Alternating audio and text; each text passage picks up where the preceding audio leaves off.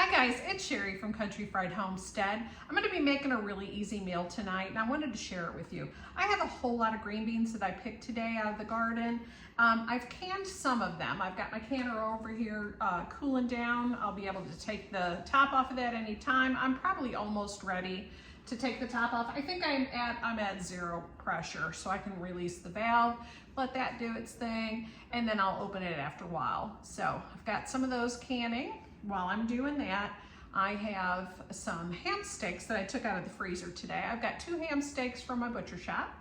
I've got a lot of green beans.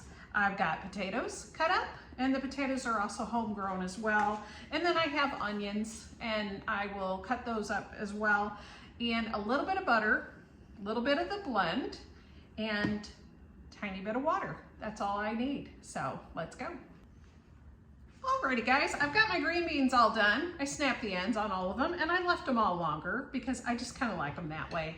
And now I'm going to move on to my potatoes. And for my potatoes, I'll just simply take off the ends. I do leave the skin on my potatoes. They're thoroughly washed, of course, but that's just how we like it. Plus, I think it's supposed to be beneficial as far as more vitamins and such. Okay, this is about the size that I'm gonna leave my chunks, about that big. I just like them to be where they get softer, but they don't get crazy soft where they start blending in.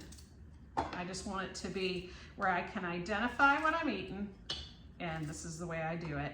I'll go ahead and I'll finish up these potatoes here, and then I'll move on to the next, which is the onions. I've got all my potatoes cut up to the size I want. I have my green beans on the bottom because they need the most heat, then my layer of potatoes, and next will be my layer of onion. I will just cut these in half. Remember, when you're cutting onion, you can put your tongue on the roof of your mouth. It definitely helps, keeps you from crying. It definitely works. It works for me anyway.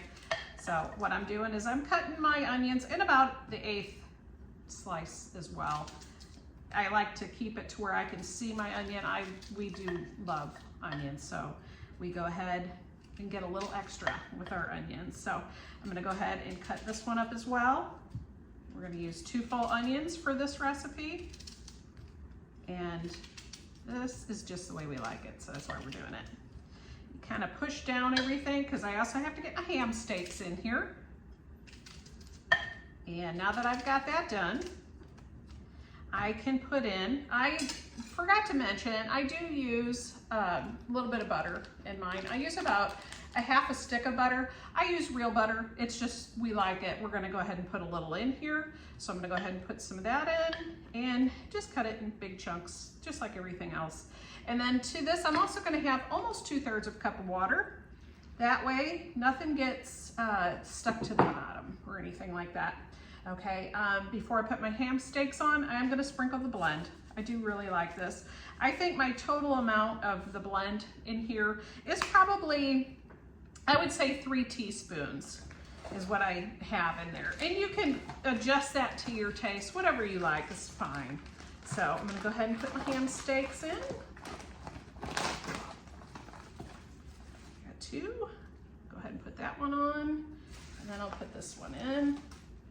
Then I'm gonna put this just like this in my crock pot, and I'll put the lid on and let this cook, like I said, 4 hours on high, 8 hours on low, and it turns out terrific every time I make this. We all love it. We have it a couple times a year, and I hope this helps you. I hope you make it, and I hope you enjoy it as well.